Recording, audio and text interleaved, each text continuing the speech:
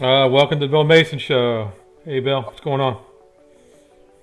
I'm here in the Thursday edition.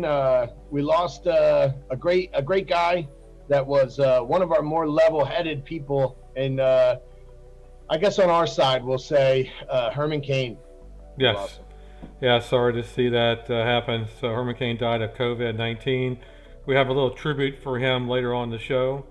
We're also going to talk about maybe delaying the election. We're going to talk about that, what Trump said today. What do you think about that, Bill?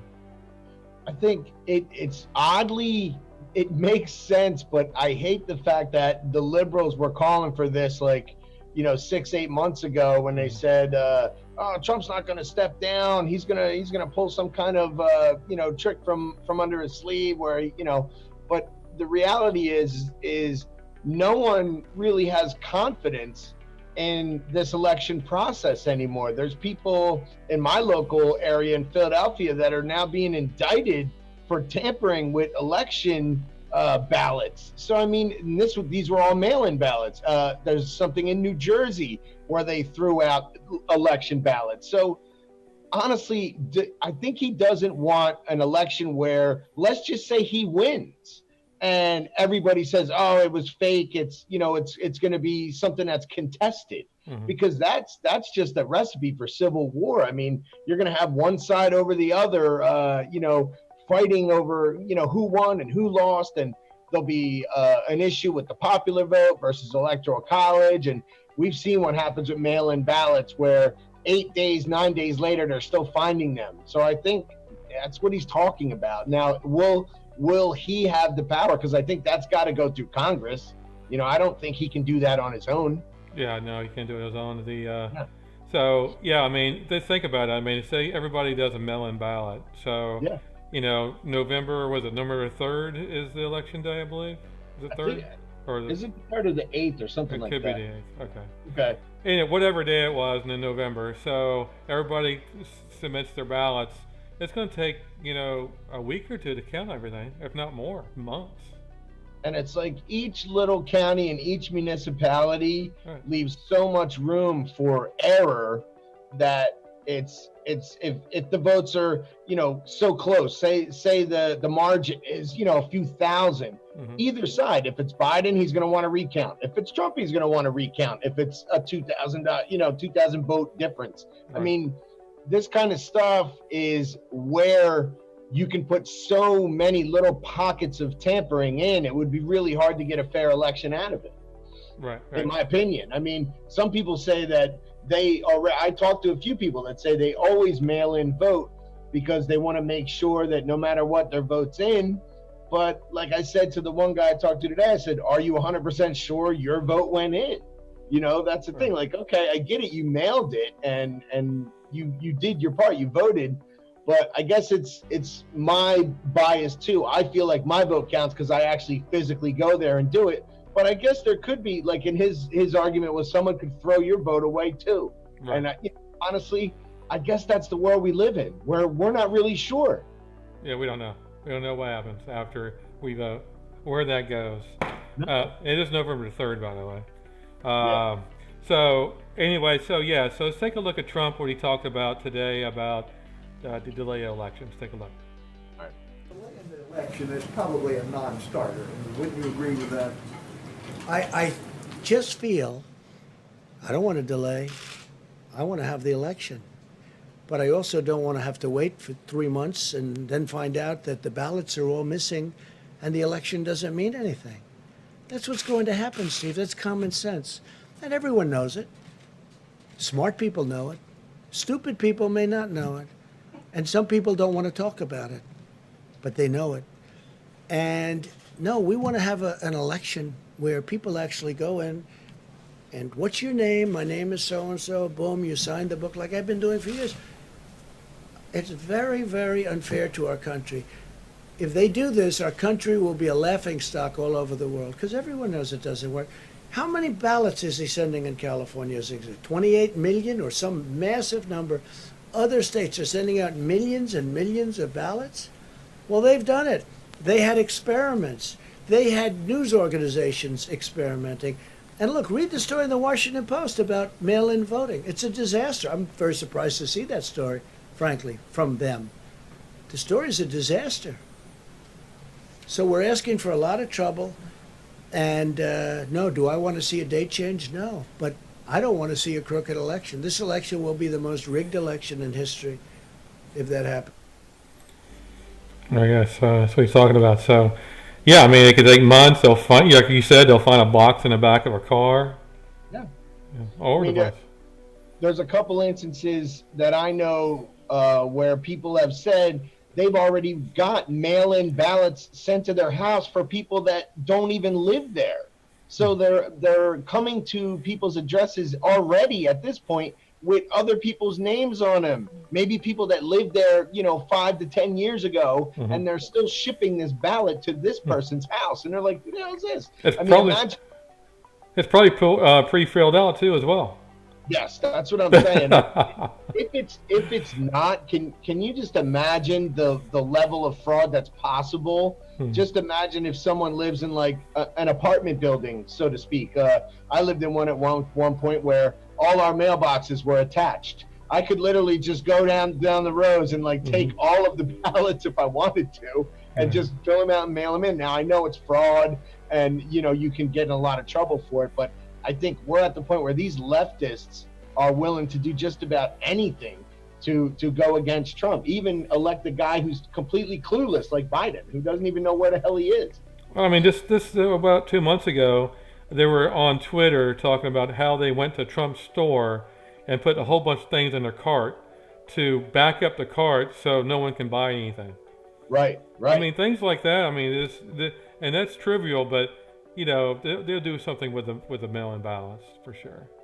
Right. Even now, going back to the Tulsa rally, there were people that, I don't know how true this is, because I remember when I went to the Trump rally in Wildwood, New Jersey, you went online, you vouched for a ticket, and you got like a little barcode ticket, but it didn't guarantee you that you got in. Right. So I stood in line for 3 hours, and we didn't get in, but we watched the rally on the prompters. But there are people that said during the Tulsa rally that these kids were going online and reserving hundreds and hundreds of tickets.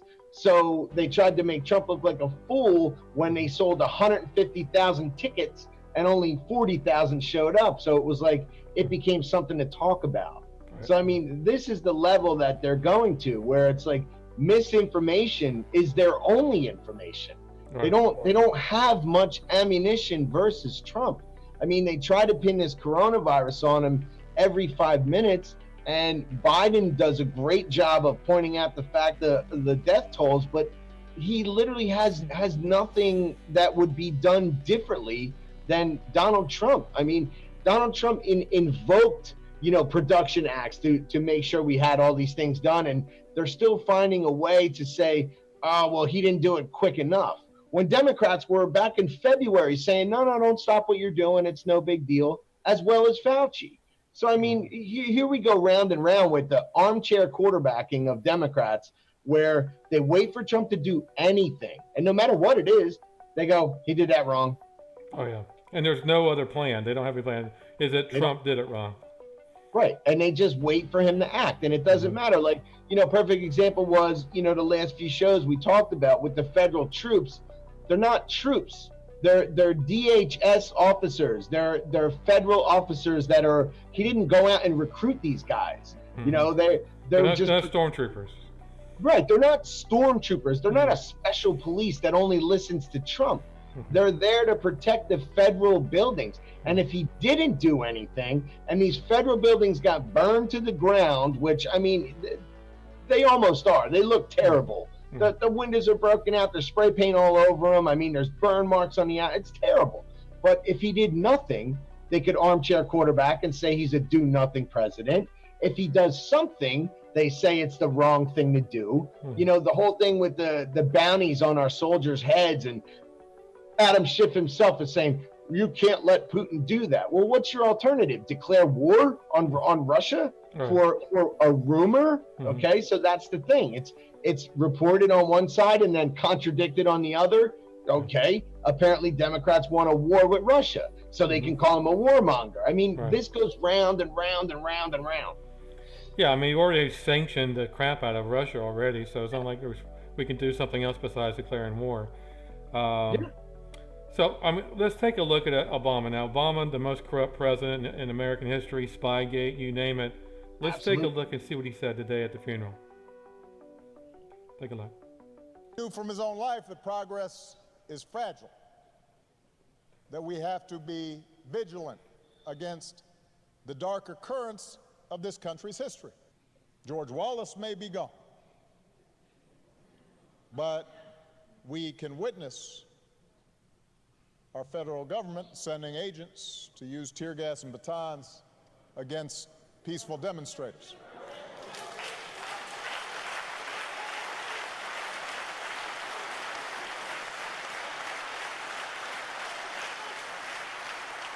We may no longer have to guess the number of jelly beans in a jar in order to cast a ballot.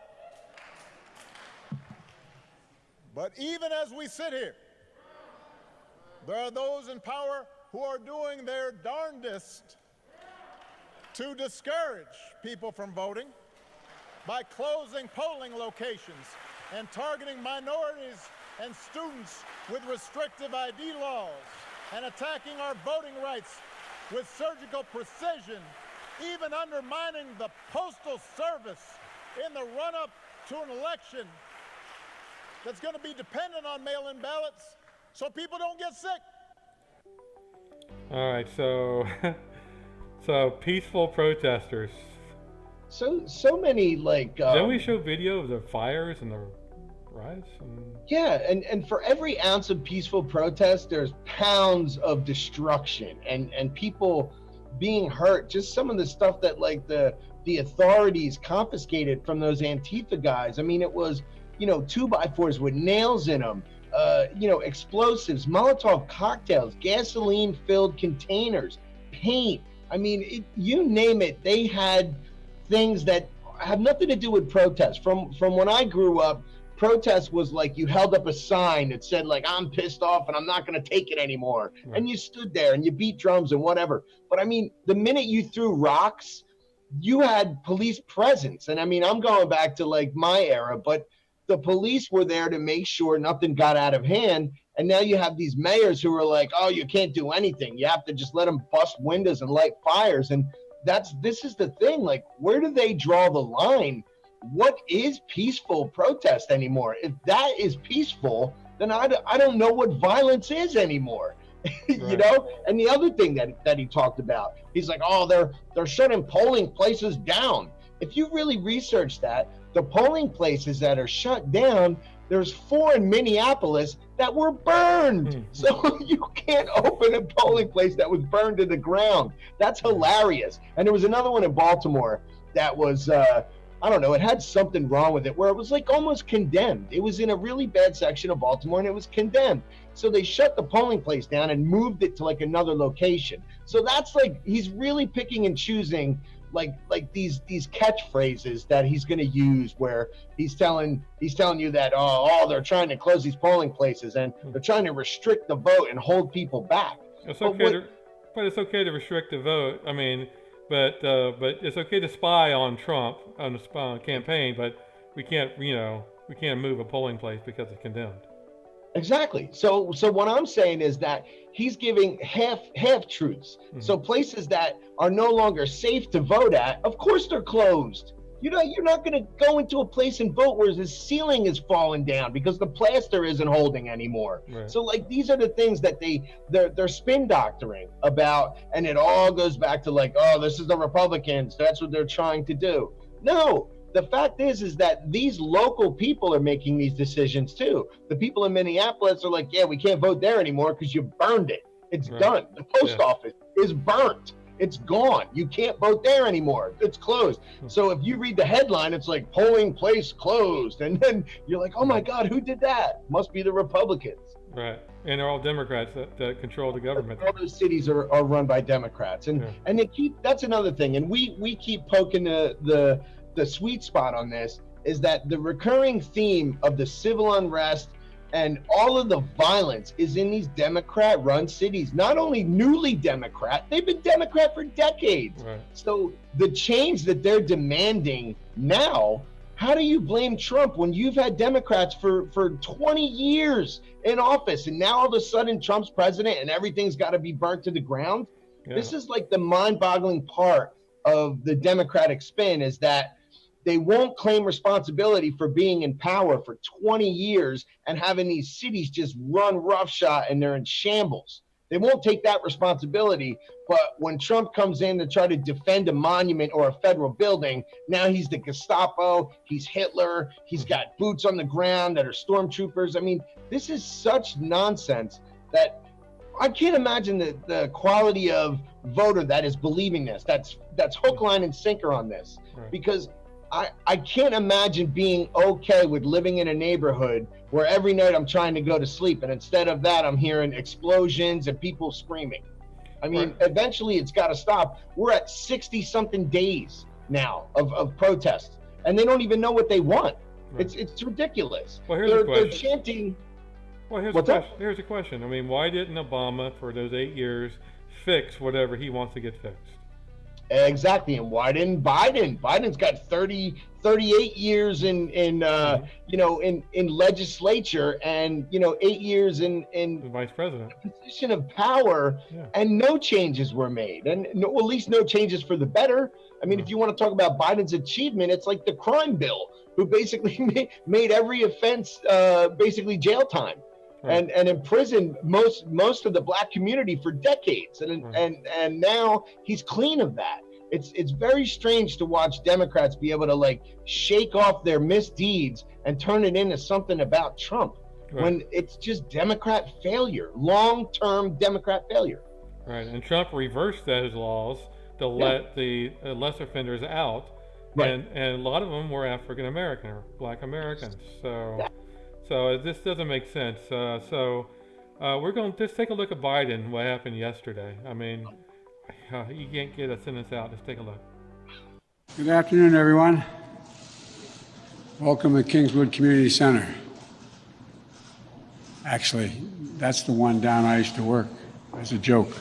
You didn't know where we were. Anyway, it's great to be here and back at a place where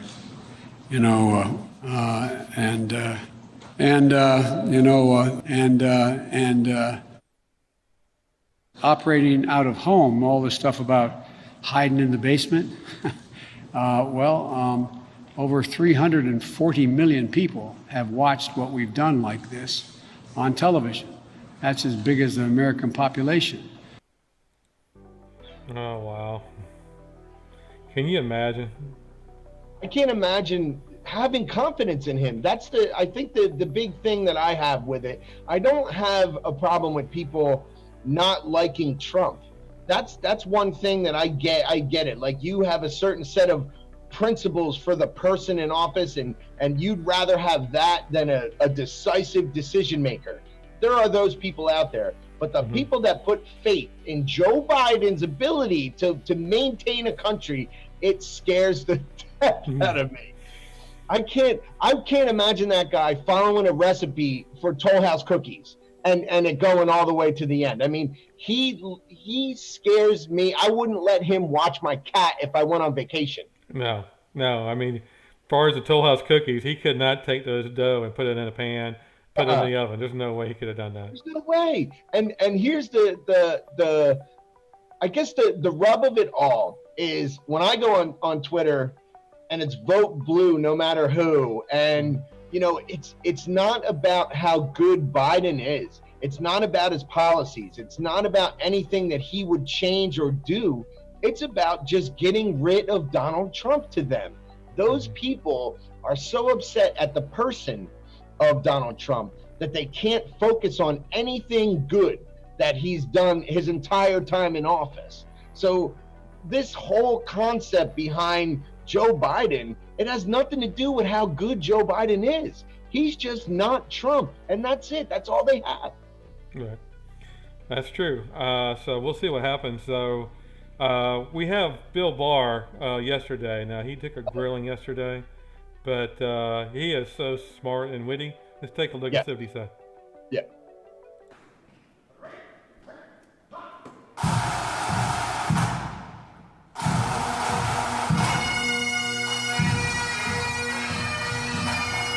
Are you aware that the rector of the church, that the Episcopal Archbishop of Washington and the presiding bishop of the Episcopal Church nationally, along with the Catholic bishop of the Archdiocese of Washington, all denounced this police assault on the civil rights and civil liberties of the people? Did they do that before or after the fire was put out? So how can you sit here and tell us, why should I investigate the President of the United States, if you're not even aware of the facts concerning the President using the pardon or commutation power to swap the silence of a witness? Because we require a reliable predicate before we open a criminal investigation. Mr. Barr, if I Yeah, but this is a hearing. I thought I was the one that was supposed to be heard. Well, I waited an hour for you this morning. I haven't had lunch. I'd like to take a 5-minute break. Mr. Attorney General, we are almost finished. We're going to be finished in a few minutes. Otherwise, we can certainly take a break, but You're real classic. After this, if you still want, we'll have a break. no. But in fact, you have no evidence that foreign countries can successfully swear elections with counterfeit ballots, do you?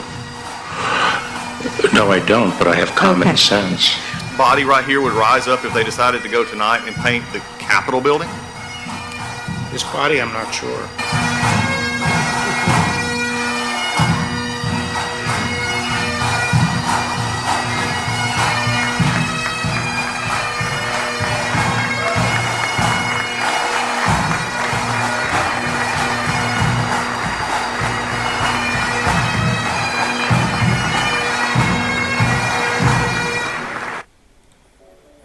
I love bagpipes.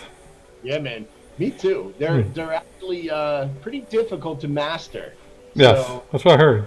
yeah, it's something that a lot of people try and a lot of people fail. So Yes, I think I would fail probably. All right. Well, good did he own them guys? Like, here's the thing: when Swalwell and those guys, they thought they were gonna burn him, and he just super calm. He was like, no, we need evidence before we start an investigation. I thought that was Fartwell. It was Fartwell. Oh boy.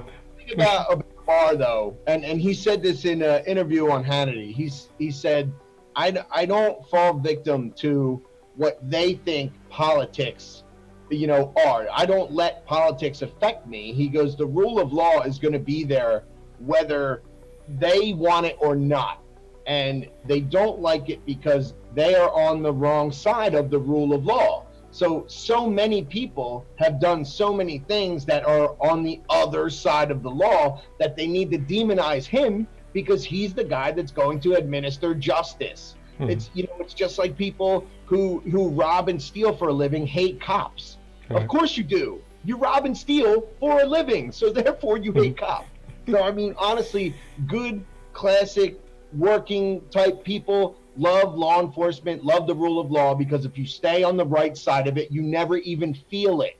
It'll never even come in contact with you for the most part, and if it does and you're innocent, you'll most likely get off. And that's the country I want to live in, not the opposite, where Democrats are trying to make a country where you're accused and you're berated on the public theater and you're beat down on social media until you no longer have anything left. That's not where I want to live. Oh yeah, definitely. I agree. Well, I mean, I don't know what's going to happen with if they're going to delay election. I mean, the Democrats will have to be on board. That's probably not going to happen. So we'll see what happens with the mail-in ballots. Hopefully that doesn't happen. So I don't want. Yes. So let's go on to Herman Cain. Of course, he passed away today, 74 years old, I believe, and of COVID-19.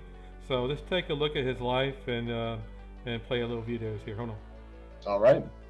To make a difference. And I have done this all my life. I never dreamed that I would have a calling to make a difference at this level. But it really goes back to 1999 when my first grandchild was born. And I looked in her face, and the first thought that went through my mind, was, what do I do to make this a better nation and a better world? It's not a calamity to die with dreams unfulfilled, but it is a calamity to have no dreams. I would bring a sense of humor to the White House because America is too uptight. I'm in charge of the fence. We're going to have a fence. It's going to be 20 feet high. It's going to have barbed wire on the top. This sounds like a shucky-ducky kind of crowd on a shucky-ducky kind of day, here to support an shucky-ducky kind of candidate. I believe these words came from the Pokemon movie. The media pointed that out.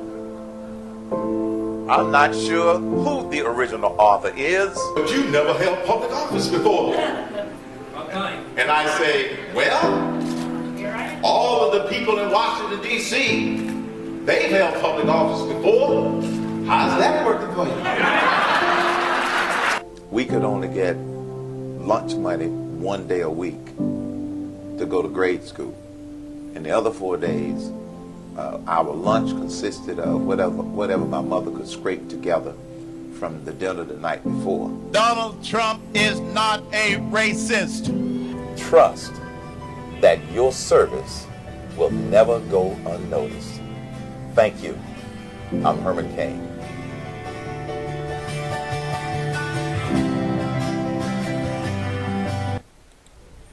There he is. So, used to watch this show all the time. Great guy. Sad for him to go. Yeah, very, very intelligent guy. People were actually afraid to go up against a guy like Herman Cain because they expected less articulation out of this guy. And like every time he got to speak, you know, whether it was on policies of even gun rights, he always found a way to make perfect sense of the argument. So he never really played politics. He just played common sense, and eventually you got what he was talking about. Right. He never made it out like, I'm the black politician, I have these black issues. He always was like, no, the issues are here, and this is one side and this is the other. It was never like these identity politics that we have now. He never went down that road to play the black card. No, he never did. Nope. So we do have Herman Cain talking to Bill Clinton. So this is before this is what's probably his jumping point into politics, actually. Yeah, yeah. Yeah, take a look. Mr. President, thank you very much for this opportunity. And I would first like to commend you on making health care a national priority. In your State of the Union speech, you indicated that 9 out of 10 Americans currently have health care insurance primarily through their employers. But for many, many businesses like mine, the cost of your plan is simply a cost that will cause us to eliminate jobs.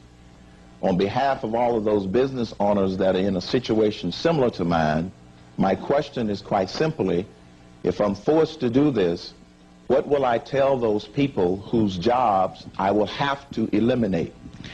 Are any of your employees insured now? Yes, sir. Approximately 1/3 of my employees are insured now. And of the third that are insured now, what % of payroll is their insurance cost? My insurance costs at the present time run approximately 2.5% of payroll. And let me ask you this. On average, food service businesses, payroll is about 1/3 of the total cost of doing business. Is that about what it is? That's an adequate estimation. Yes, sir. Okay, so suppose, since you have part-time workers and some wouldn't have to cover it, so you wouldn't go from 2.5% of payroll to 7.9%. You might go to something like 6.5%. That's a good even number. You had 4% of payroll, and that's 1/3 of your total cost. So you would add about 1.5% to the total cost of doing business. Would that really cause you to lay a lot of people off if all your competitors had to do it too? And why wouldn't you all be able to raise the price of pizza 2%? I'm a satisfied customer. I'd keep buying from you. Okay, first of all, Mr. President, with all due respect, your calculation on what the impact would do, quite honestly, is incorrect. Now, let's suppose that 30% of my costs are labor costs. 7.9 times that would be the 2 to 2.5% that you're referring to. The problem with that calculation, sir, is the fact that most of those 30% of the people currently have zero. It actually works out to be approximately 16%. Now, your other point about having to pass it on to my customers, in the competitive marketplace, it simply doesn't work that way, because the larger competitors have more staying power before they go bankrupt than a smaller competitor. So what I'm saying and suggesting is that the assumptions about the impact on a business like mine are simply not correct, because we are very labor intensive. We have a large number of part-time and short-term employees that we do not cover for one simple reason: we can't afford it. Let me ask you a favor. Would you send to me personally your calculations? Because I know we got to go on to other questions. Yeah, there he is. So he got schooled at the end. So Clinton thought he was telling him how it goes, and it reversed with Herman Cain. And that was like, from what I can remember, like that, to date myself, that puts me in, I was in like high school debate team era when that stuff was coming out, and there were plenty of people that were on board with that idea, the universal health care. And what he was talking about was, back then it was a mandated employer provided health care. And what Herman Cain was talking about was fact. He was like, he was coming from the restaurant industry, where most of his people were rotating shift type people. He had a few people that would be considered full-time, but the rest of the people were working a few shifts here and a few shifts there. And once you're mandated to provide health insurance for everyone, it's not just a 2% increase like Bill Clinton said. Like Bill Clinton said, well, what if every restaurant had to do that at the same time? And what Herman Cain was talking about is that the bigger restaurants that employ 40 or 50 waitresses, they have the ability to weather the storm, where the little guys are going to get pressured so hard, so fast, it would put them under. Right. So he saw the writing on the wall that this is something that is not a one-size-fit-all opportunity for healthcare, and that's what he challenged Bill Clinton on. Right, exactly. I mean, he was the CEO of Godfather's Pizza. Have you ever had Godfather's Pizza before? No. I don't think I'm up here in the Northeast. I've never seen one. Yeah, I mean, they pretty much went away. After Herman Cain left, I think I don't know where they are now, to be honest with you. But I've never seen one up here. It was the best pizza ever. I mean, they had the toppings underneath the cheese. I mean, so you didn't even know it was there? Yeah. So it's like, like now you have the pepperoni on the top and stuff like that, and everything the meat. falls off. Yeah. So underneath, it was the best. It was good.